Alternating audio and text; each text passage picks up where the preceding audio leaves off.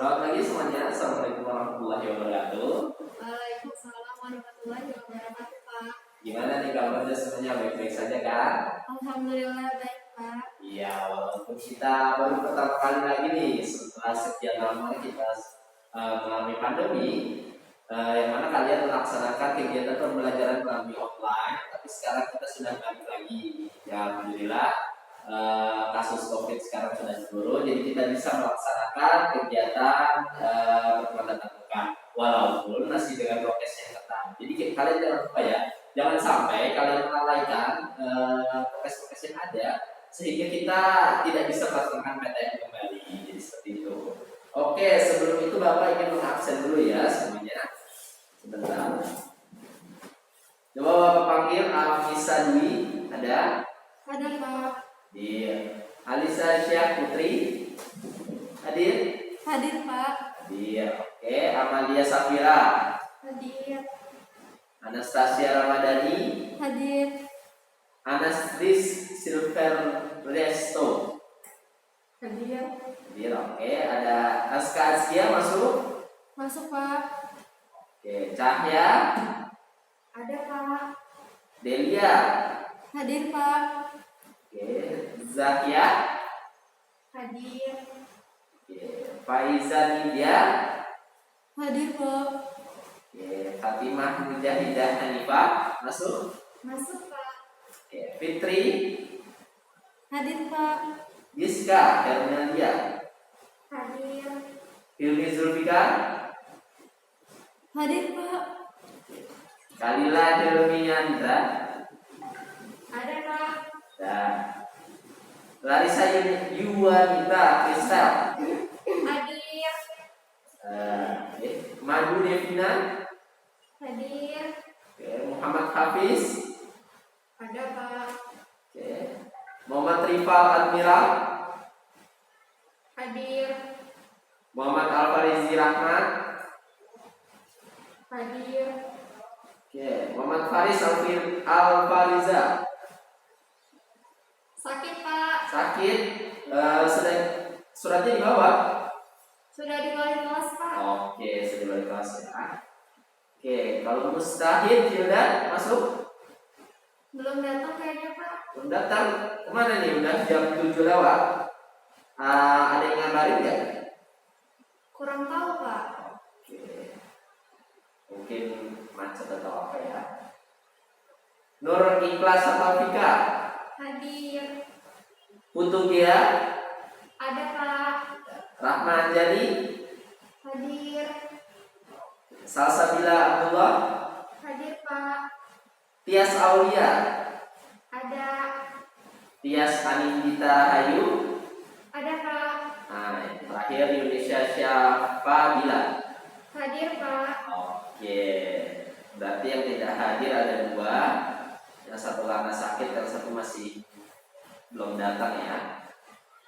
Oke, sebelum kita bahas, hari ini kita akan membahas tentang nasi dan mie, olahan nasi dan mie Indonesia. Tapi sebelum itu Bapak ingin merecall kembali ya pelajaran yang Bapak berikan minggu lalu yang lewat online kemarin tentang sup dan soto Indonesia.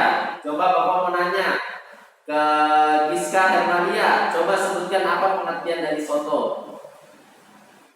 Kalau soto itu makanan khas Indonesia yang terbuat dari kaldu, daging, dan sayuran, Pak. Oke, bagus sekali. Kemudian coba setelah itu Muhammad Hafiz. Muhammad Hafiz ini kemana nih? Izin ke toilet kayaknya, Pak. Oh, izin ke toilet. Oke, yang lain aja ya. Coba Rahman Jani. Tadi ada Rahman Jani? Ada, Pak.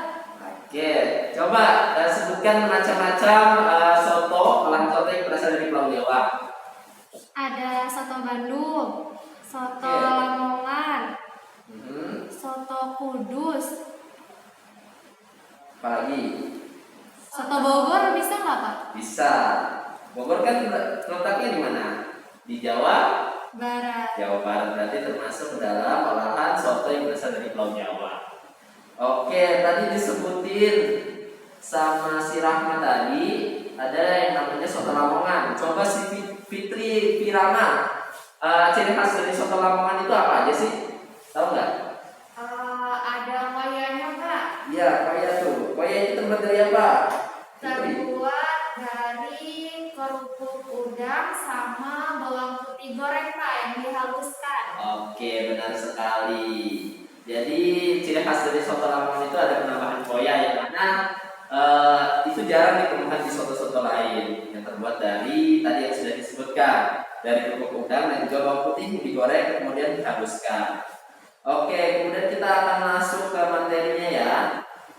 Hari ini kita akan membahas nasi dan mie Indonesia KD 3.4 tentang analisis nasi dan mie Indonesia. Ya, berikut ini PPT-nya Bapak sudah tampilkan, sudah terlihat ya jelas semuanya. Yang belakang gimana? Kelihatan nggak PPT-nya? Kelihatan Kak. Oke. Judulnya nasi dan mie Indonesia dari pengolahan penyajian dan makanan Indonesia. Untuk kelas 12 kuliner semester ganjil tahun 2021 dan 2022. Sebelum kita bahas ke materi yang akan membahas hari ini, kita harus mengetahui tujuan pembelajaran kita. Kenapa sih Pak kita harus mempelajari nasi dan mie Indonesia? Apa gunanya bagi kita? Nah, pertama tujuan-tujuan yang akan kita laksanakan. Yang pertama, peserta didik diharapkan dapat mengidentifikasikan nasi dan mie Indonesia. Kemudian, peserta didik diharapkan dapat mengidentifikasikan nasi dan mie Indonesia berdasarkan teknik, bahan, dan juga jenisnya. Kemudian, peserta didik diharapkan dapat menjelaskan faktor keberhasilan dari penanganan nasi dan mie Indonesia. Yang keempat, peserta didik dapat menganalisis nasi dan mie Indonesia. Kemudian yang terakhir, peserta didik diharapkan dapat mengolah hidangan nasi dan mie Indonesia sesuai standar operasional, prosedur, dan ketiga dengan santun dan percaya diri. Jadi itu tujuan-tujuan kenapa sih kita harus mempelajari KD ini. Oke, selanjutnya ini uraian materi yang akan Bapak bahas hari ini. Jadi ada cukup banyak ya, ada 10 poin yang akan Bapak bahas.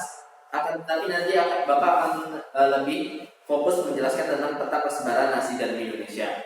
Yang lainnya hanya perintilan-perintilannya aja yang Bapak jelaskan. Pertama ada pengertian, kemudian ada fungsi, ada klasifikasi, ada teknik, kriteria, alat pengolahan, bahan utama dan lengkap, kemudian ada penyajian, penyimpanan, sampai peta persebaran nasi dan mie Indonesia. Oke. Pertama, pengertian nasi. Selama ini kan kita makan nasi setiap hari. Apa sih pengertian nasi itu, Pak? Nasi adalah beras yang sudah dimasak dan siap disantap. Beras merupakan bahan makanan nabati yang banyak mengandung vitamin B1 sebagai sumber karbohidrat. Beras sering digunakan dalam susunan hidangan sehari-hari, khususnya untuk kita yang tinggal di benua Asia. Nasi itu sebagai hidangan pokok lah bagi kita. Berbeda dengan benua-benua lain seperti di Amerika, mereka menggunakan tepung terigu atau roti sebagai makanan pokok mereka.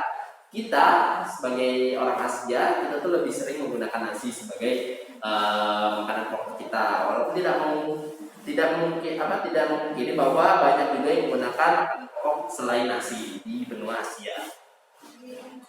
Kemudian fungsi hidangan nasi. Fungsinya apa sih Pak hidangan nasi itu? Yang pertama, sebagai sumber energi, yang mana kandungan utama dari nasi itu adalah karbohidrat yang berfungsi bagi tubuh kita itu adalah sumber energi kita. Jadi kalau misalnya kita tidak mengkonsumsi karbohidrat dalam kegiatan kita sehari-hari, maka kita akan lemas, tidak memiliki energi, tidak bersemangat dalam melaksanakan kegiatan. Jadi kenapa karbohidrat itu sangat penting dalam hidup kita.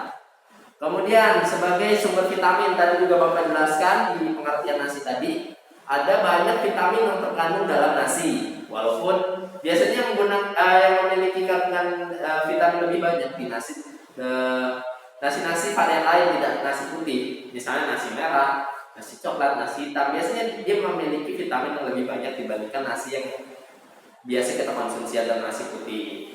Kemudian ada sebagai makanan pokok yang tadi Bapak jelaskan.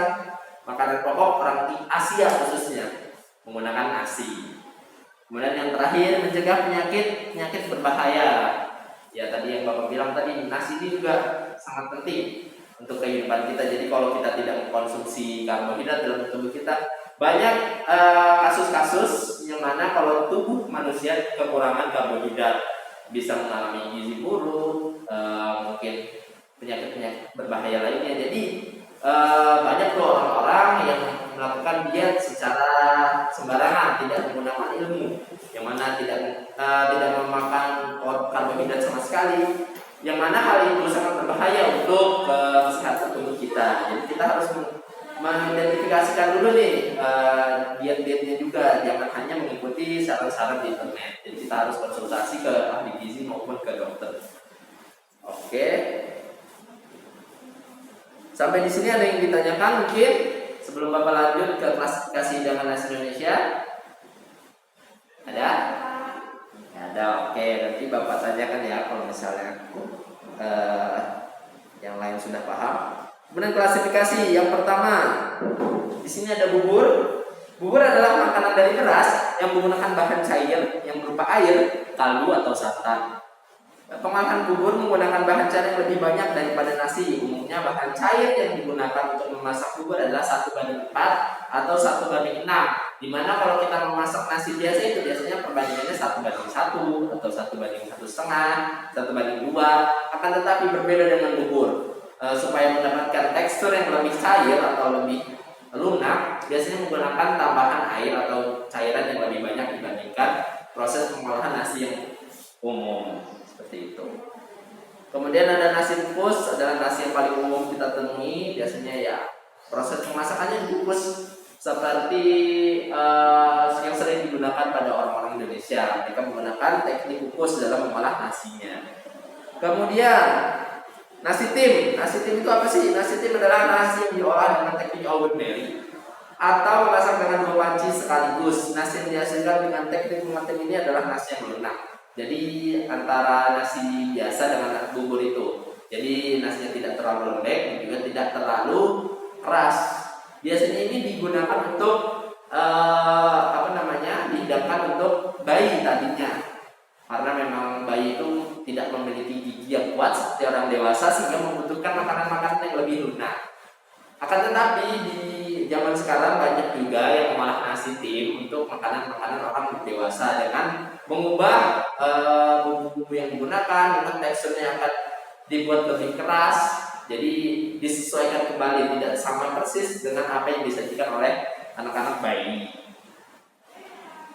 Kemudian ada nasi liwet. Ini juga nasi yang diolah dengan cara diliwet atau bahan cair yang digunakan untuk membuat nasi liwet itu lebih sedikit dibandingkan nasi-nasi pada umumnya, dan juga menggunakan alat khusus yang namanya kastrol. Jadi sebenarnya bisa saja menggunakan alat-alat yang lain seperti rice cooker, tapi pada dasarnya nasi liwet itu dimasak menggunakan kastrol yang bentuknya seperti ini yang Bapak tunjukkan gambar. Oke. Kemudian ada nasi berbumbu. Nasi berbumbu adalah nasi yang telah ditambah bumbu serta bahan makanan dengan berbagai macam teknik pengolahan. Nasi berbumbu ini mempunyai rasa yang khas sesuai dengan jenis nasi berbumbu tersebut. Nah, di sini juga ada bermacam-macam. Di sini ada nasi goreng, nasi kuning, kemudian ada nasi uduk dan juga nasi kebubi. Oke. Selanjutnya, di sini juga ada nasi dalam daun.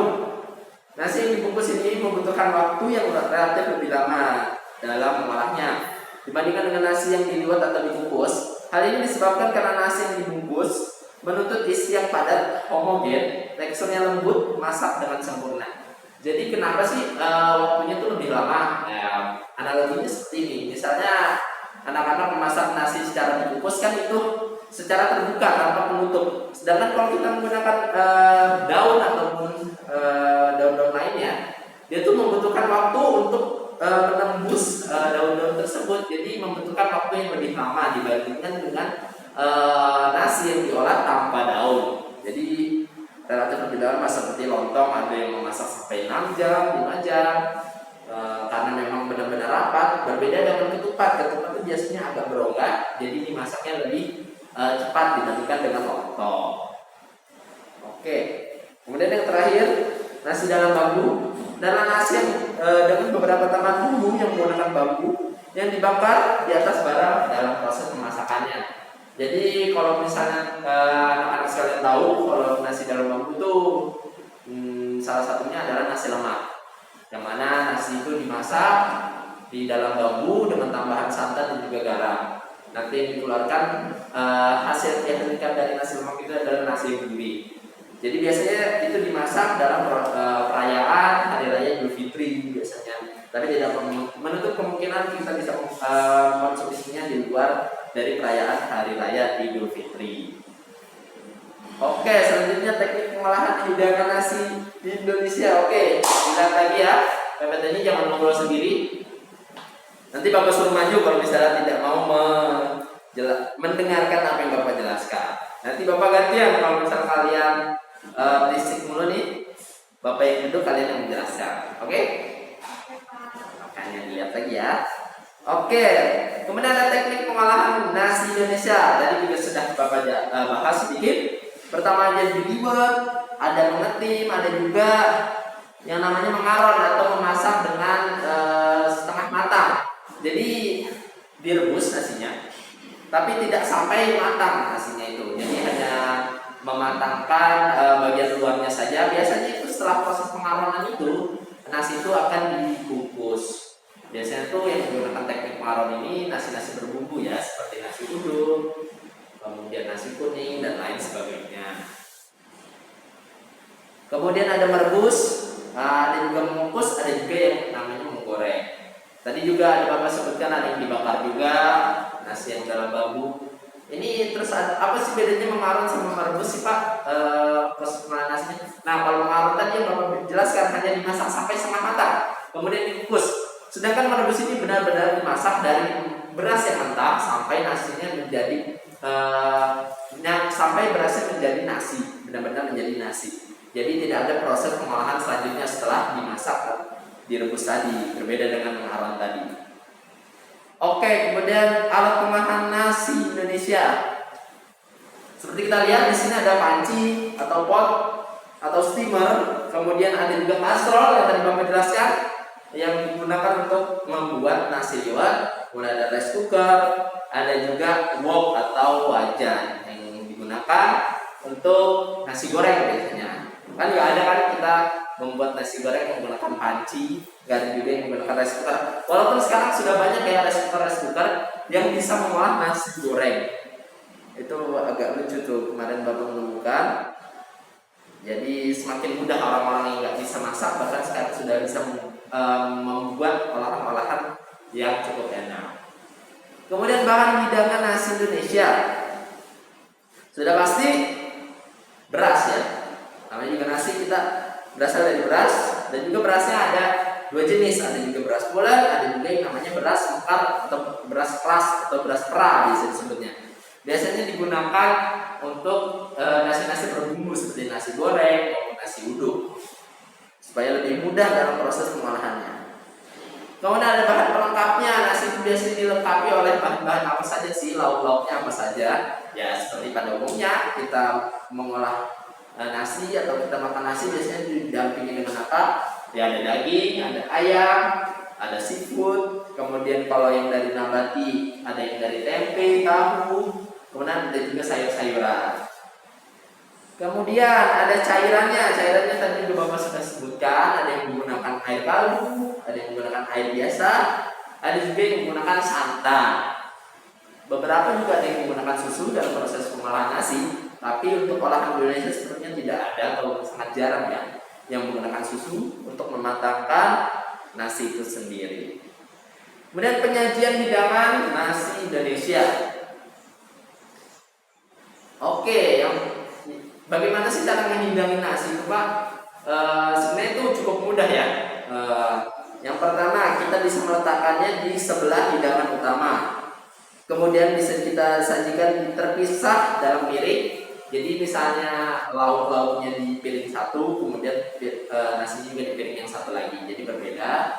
Kemudian di bawah hidangan utama, ini yang paling sering kita lakukan. Biasa kita warteg. Kita ke restoran warteg atau restoran Padang, bisa kita ambil nasinya dulu, kemudian kita tambahkan lauk-lauknya, ada sayur, di kuahnya dan lain sebagainya. Kemudian ada juga dibungkus daun. Biasanya contohnya tuh nasi uduk Betawi. Jadi nasi uduk Betawi itu biasanya dibungkus dulu dengan daun pisang, kemudian disajikan dengan lauk-lauknya di sekitarnya. Kemudian ditekan dan dicetak dalam mangkuk atau nasi sebagai tumpeng. Jadi ya ini yang sering kita temukan. Ada yang dicetak setengah lingkaran lah, ada juga yang berbentuk kerucut atau tumpeng. Jadi itu tergantung selera masing-masing. Selanjutnya penyimpanan hidangan nasi Indonesia. Gimana sih cara menyimpan hidangan nasi itu supaya tidak cepat basi atau supaya kualitasnya tetap terjaga? Yang pertama, simpan di dalam wadah tertutup seperti ini yang Bapak tunjukkan. Kemudian simpan dalam freezer atau chiller kalau misalnya mau lebih lama nasinya itu. Dan jangan simpan dalam keadaan panas. Coba perhatikan dulu. Jangan simpan terlalu lama. Jadi kenapa sih Bapak sebutkan semua itu tidak dijelaskan dulu? Jadi begini, pertama, kenapa harus disimpan dalam kondisi dingin atau tidak panas? Karena kita harus menyimpannya kan dalam wadah tertutup. Yang mana nanti kalau misalnya nasi itu dalam keadaan panas, kemudian kita tutup, nanti uapnya akan mengendap di bagian tutup dari wadah yang kita gunakan.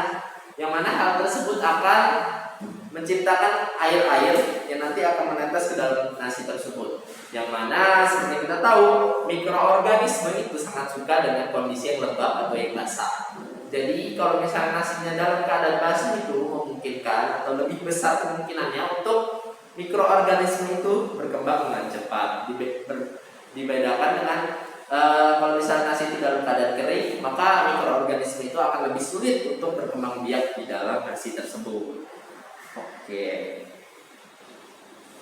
Selanjutnya kriteria hidangan nasi yang baik. Gimana sih nasi yang baik itu, Pak? Jadi ini pertama, warnanya putih bersih kecuali beras merah ya, dan beraroma segar. Jadi ada tuh kalau misalnya kualitas nasi yang kurang baik biasanya baunya agak apek atau tidak enak baunya. Kemudian butirannya keras dan utuh.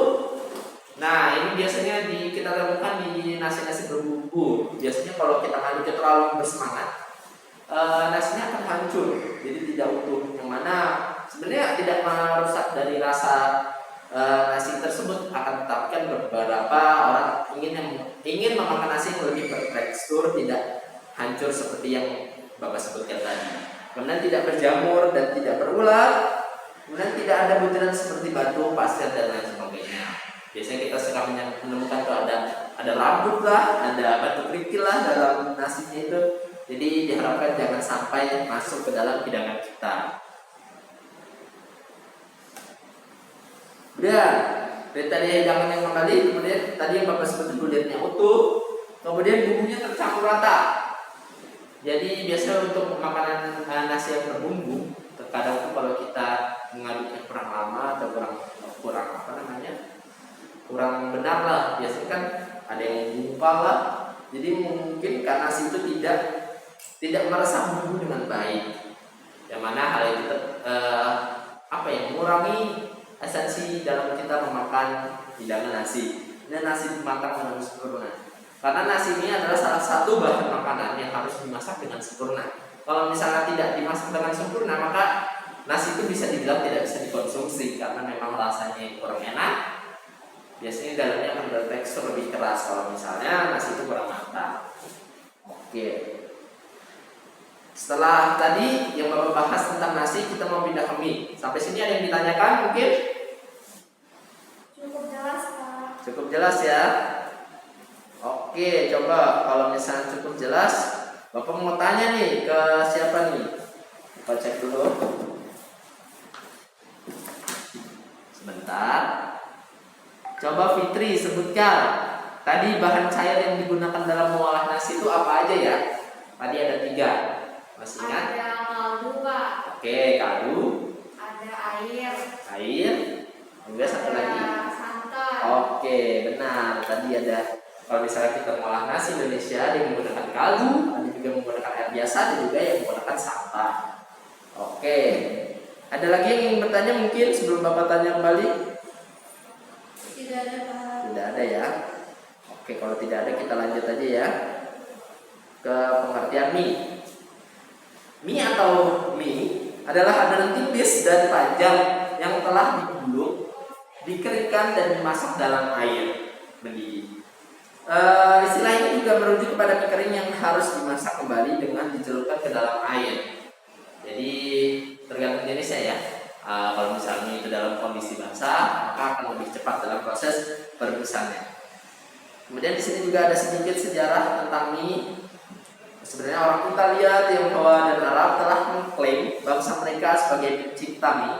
Meskipun tulisan tertua mengenai mie berasal dari dinasti Han Timur antara tahun 25 dan 220 Masehi.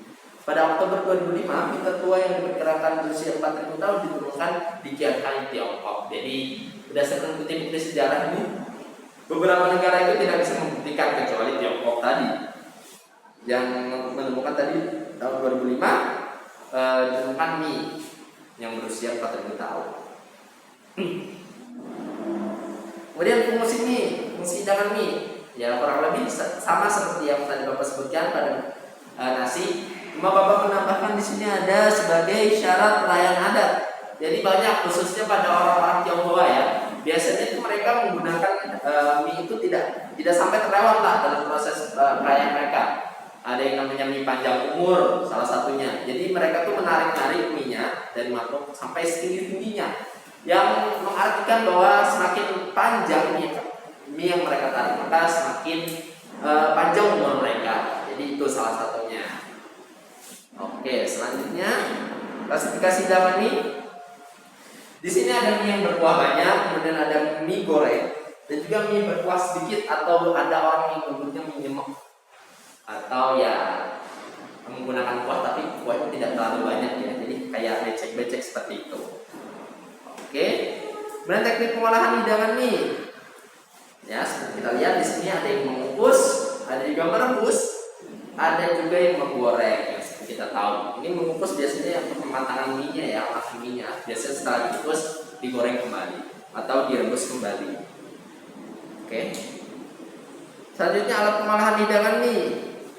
Ya, di sini ada pot, ada noodle strainer, ada juga chopstick atau sumpit. Yang terakhir juga ada wok untuk menggoreng. Dan bahan utama dan bahan pelengkap dari mie tadi ya. Di sini Bapak sebutkan beberapa jenis mie, sebenarnya masih banyak ya jenis-jenis mie yang ada di dunia dan juga di Indonesia khususnya. Ada mie telur, ada mie kuning, mie lidi, kemudian ada mie sagu, kue tiaw, bihun dan juga sohun. Yang mana mie ini menggunakan bahan-bahan yang berbeda. Bahan-bahan utamanya seperti kue tiaw ini terbuat dari tepung beras, bihun terbuat dari tepung beras juga atau tepung jagung ada yang menggunakan juga. Kalau sohun ini biasanya terbuat dari tepung kacang hijau. Untuk mie yang di atas tadi ada mie telur, mie kuning, mie lidi itu terbuat dari tepung terigu. Sedangkan yang terakhir mie sagu sesuai dengan namanya terbuat dari tepung sagu. Untuk pelengkapnya kurang lebih sama dengan yang tadi Bapak sebutkan. Di bagian nasi ada daging, ayam dan lain sebagainya. Kemudian penggunaan cairan berbeda dengan tadi. Ada yang menggunakan kaldu dan juga air. Sebenarnya ada yang menggunakan santan dalam proses pengolahan mie tadi, akan tetapi sangat jarang. Ada salah satunya itu mie gomak. Bapak tahu itu menggunakan santan dalam proses pengolahannya. Oke, penyajian hidangan mie. Nah, ini beberapa tips bagaimana cara menghidangkan olahan mie. Kemudian kalau misalnya sebagai sup disajikan dalam mangkuk mie. Kan ada tuh yang sup-sup yang menggunakan mie seperti soto, mungkin tom yum, biasanya disajikan dalam mangkok, nanti kita tambahkan kuahnya. Dan sebagai makanan sepinggan biasanya disajikan dalam piring makan. Kemudian sebagai hidangan pendamping dapat diletakkan di bawah atau di samping hidangan utama. Kemudian sebagai lauk pauk disajikan di piring lauk pauk atau di samping makan pokok kita. Kemudian sebagai kudapan disajikan dalam piring kecil. Jadi ya tergantung jenisnya. Kalau misalnya itu digunakan sepinggan, kita menggunakan piring ini. Kalau untuk selingan digunakan ini. Kalau untuk sup gini. Jadi tergantung dari olahannya itu sendiri. Benar penyimpanan hidangan mie. Gimana sih cara menyimpan hidangan mie yang baik dan benar, Pak? Ya sebenarnya cukup simpel ya. Kalau misalnya kering, simpan bersama dengan kemasannya. Jadi kayak misalnya mie instan atau mie telur, anggaplah seperti itu. Jadi kalau misalnya kita tidak menggunakan, jangan dibuka dulu dalam kemasannya. Kalau misalnya kita sudah membukanya, pasti itu tidak akan lebih lama dibandingkan dengan mie yang sudah ditutup. Jadi kalau sebisa mungkin jangan dibuka dulu. Kalau misalnya mie basah, simpan dalam wadah tertutup sama dengan nasi tadi. Kemudian dimasukkan ke dalam freezer atau chiller untuk daya simpan yang lebih lama. Kalau misalnya mau lebih lama, otomatis kita berpikirnya kan freezer, bukan ke chiller. Oke. Sampai sini ada yang ditanyakan mungkin tentang mie sebelum Bapak masuk ke tahap persebaran yang terakhir? Tidak, Pak. Tidak ada ya? Kalau tidak ada, coba Bapak tanya ya, satu lagi ya. Tadi Bapak jelaskan ada klasifikasi hidangan mie Indonesia. Tadi ada 3, coba siapa ya Bapak mau tanya ya? Coba ke Rahman Jani. Rahman Jani ada? Ada, Pak. Oke, coba sebutkan klasifikasi hidangan mie. Tadi ada mie apa aja ya? Ada 3. Masih ingat nggak?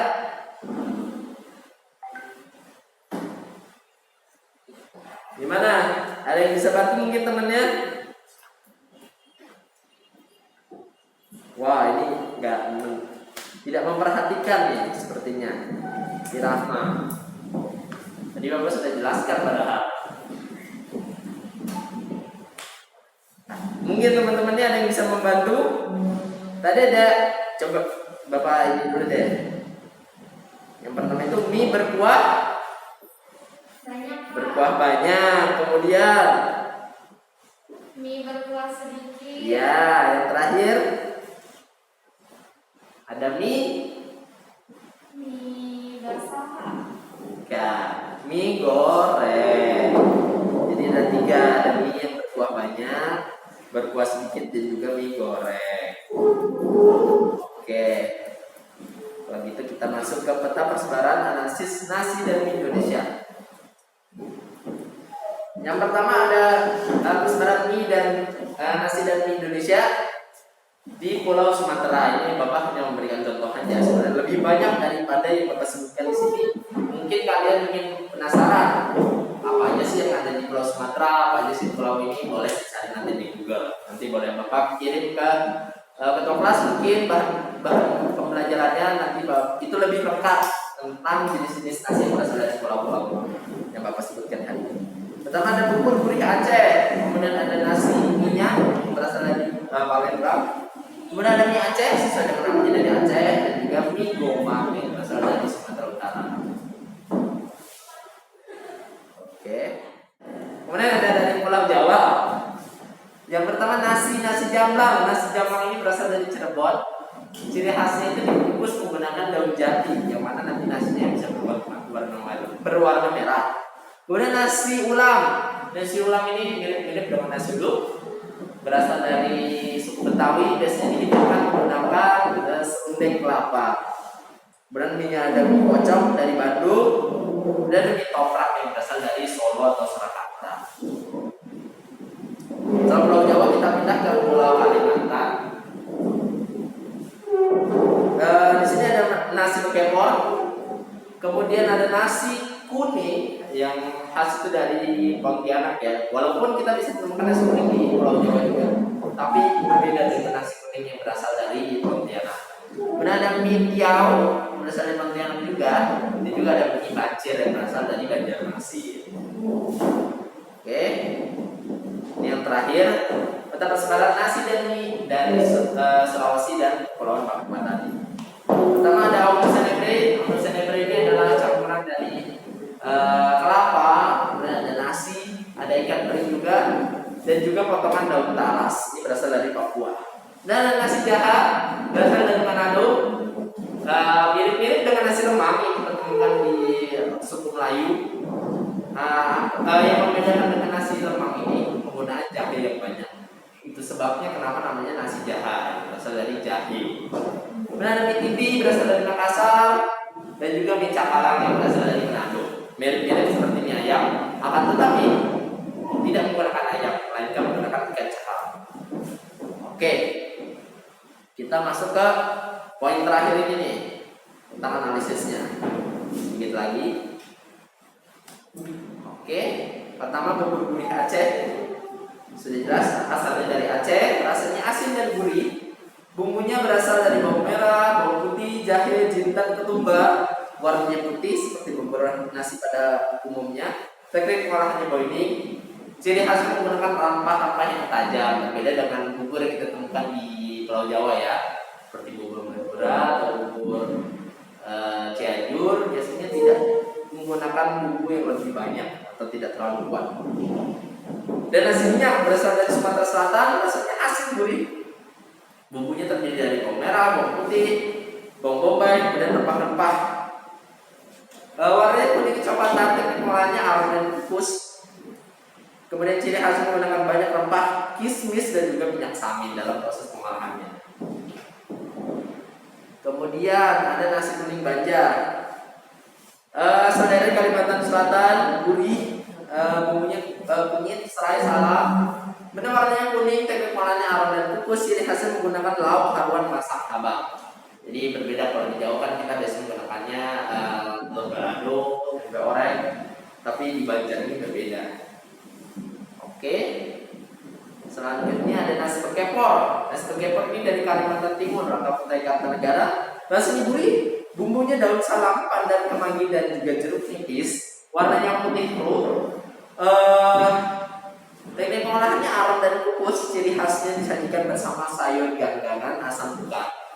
Jadi asal nama bekepor itu dulu tuh disajikan untuk para raja dalam wadah perunggu yang proses pengolahannya diputar-putar atau dikepor-kepor, berasal dari bahasa Banjar.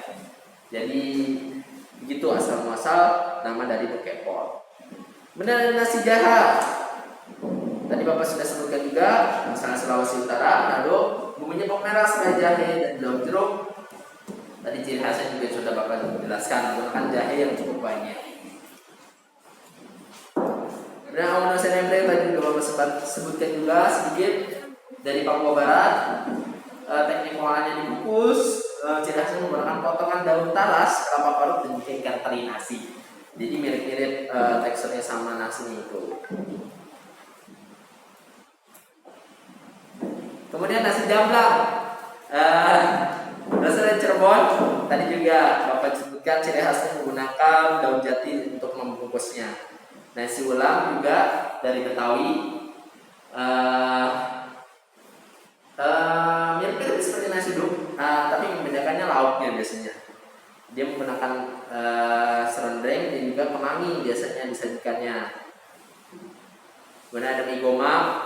Mie gomak berasal dari Sumatera Utara, menggunakan mie lidi yang tadi Bapak sebutkan. Ciri khasnya itu menggunakan tambahan lada liman atau lada Batak biasanya kita sebutkan.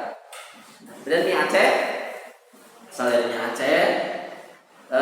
Ciri khasnya itu menggunakan potongan menggunakan mie yang lebih besar biasanya dibandingkan mie pada umumnya. Mie kocok Bandung, berasal dari Bandung sudah pasti. Bumbunya itu cukup soft atau tidak terlalu kuat, hanya menggunakan bawang putih, bawang merah, serai dan daun serai. Ciri khasnya memiliki kaldu yang kental. Kemudian ada mie titi, berasal dari Makassar. Bumbunya bawang merah, bawang putih dan lain sebagainya. Teknik pengolahannya digoreng. Ciri khasnya memiliki tekstur mie yang sama, yang garing dengan tambahan kuah kental. Jadi digoreng, yaitu menciptakan mie yang cukup garing. Kemudian disiram menggunakan kuah kental. Nah, ini salah satu sajian atau referensi untuk kalian untuk melihat nasi disajikan seperti apa nasi tumpeng. Yang mana nasi tumpeng ini di berbagai daerah memiliki filosofinya masing-masing. Jadi berbeda-beda.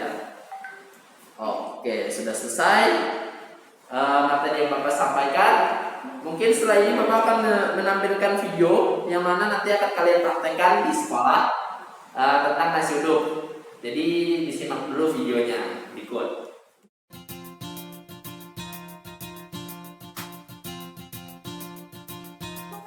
Bahan-bahan yang digunakan 500 gram beras, 600 ml cairan santan, kemudian ada serai yang sudah digeprek, jahe yang digeprek, daun salam, daun pandan, dan juga garam.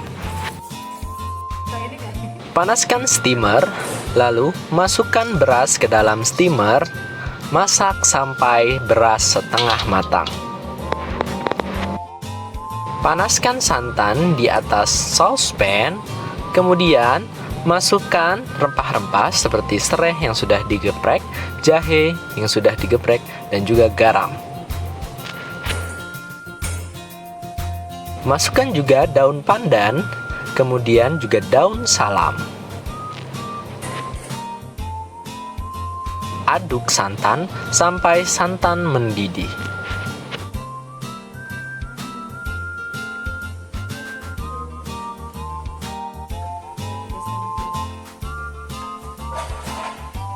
Setelah mendidih, matikan kompor dan sisihkan santan yang sudah mendidih.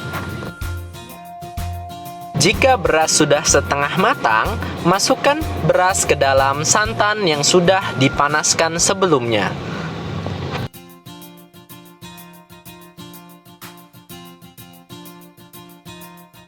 Kemudian, masak beras beserta santan sampai santan menyerap dengan sempurna ke dalam beras. Apa nyalain aja kompornya biar dia cepet.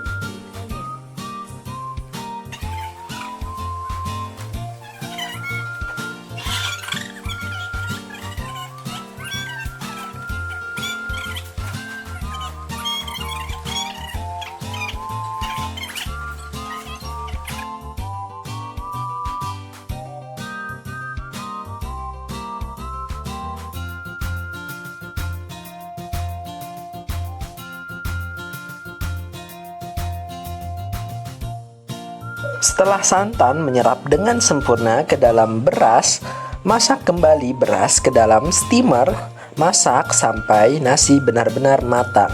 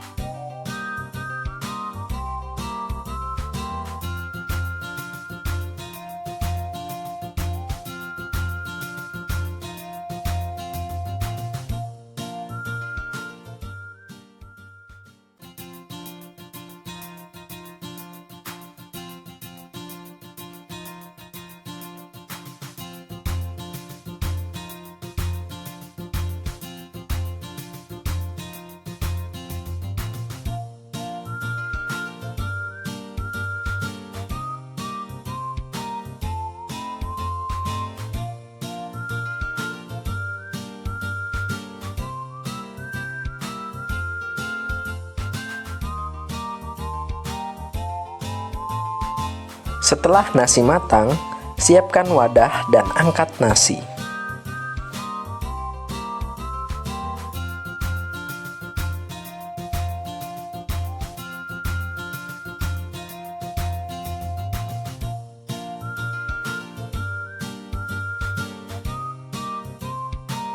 Sajikan nasi uduk dengan tambahan bumbu kacang dan lauk lainnya. Bisa diperhatikan semuanya videonya. Jadi tolong diperhatikan ya, kembali nanti di rumah juga boleh diperhatikan. Kenapa? Karena minggu depan kita akan mempraktekkan nasi uduk yang tadi Bapak sampaikan tadi. Oke, mungkin sampai di sini. Kalau misalnya sudah tidak ada yang bertanya, coba Bapak mau tanya ke siapa nih? Bapak cek dulu ya. Ke Yunisha. Yunisha ada? Ada Pak. Coba bisa disimpulkan nggak apa saja materi yang Bapak sudah sampaikan hari ini dari KD tentang menganalisis nasi dan mie Indonesia? Coba. Baik Pak, untuk hari ini tadi kita sudah mempelajari tentang nasi dan mie. Oke. Kemudian Kalau nasi itu terbuat dari beras, dimasak, sudah menjadi nasi dan bisa disantap. oke. Nah, kalau untuk fungsi nasi itu, yang pertama itu sebagai sumber energi, sumber vitamin, sebagai makanan pokok, terus juga dapat mencegah penyakit. Nah, kalau macam-macam nasi yang ada di Indonesia itu ada olahan nasi itu ada bubur, ada nasi tim, nasi kukus, nasi berbumbu, dan nasi lainnya, masih banyak lagi. Lalu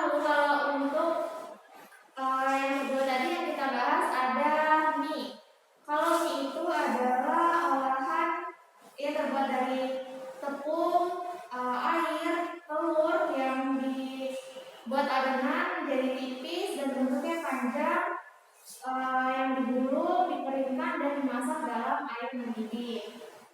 Lalu untuk klasifikasi mie itu ada mie berkuah banyak, mie berkuah sedikit, terus juga ada mie goreng. Lalu kalau untuk teknik pengolahan yang digunakan dalam membuat mie itu ada direbus, dikukus, dan digoreng. Seperti itu, Pak. Oke, bagus sekali. Tepuk tangan buat Yunisha. Ini sudah lengkap juga ya yang dijelaskan oleh Yunisha tadi. Jadi kalau misalnya sudah tidak ada yang ditanyakan, Bapak tutup pertemuan sampai hari ini. Jadi pertemuan berikutnya kita akan mempraktikkan olahan nasi tadi. Sama seperti yang tadi Bapak video berikan tentang nasi uduk. Jadi dipersiapkan semuanya, mulai dari peralatan yang kita gunakan nanti, perlengkapan diri kita, mulai dari cempal, napkin dan lain sebagainya. Jadi dipersiapkan untuk minggu depan, jangan sampai ada yang tertinggal ya. Oke. Kalau misalnya sudah tidak ada lagi, Bapak tutup pertemuan hari ini. Kurang lebihnya mohon maaf, misalnya ada salah kata dan Bapak yang sampaikan tidak jelas, tadi ada yang Bapak sampaikan, Bapak mohon maaf. Kurang lebihnya mohon maaf. Wassalamualaikum warahmatullahi wabarakatuh. Waalaikumsalam warahmatullahi wabarakatuh. Terima kasih banyak, Pak. Oke, sama-sama.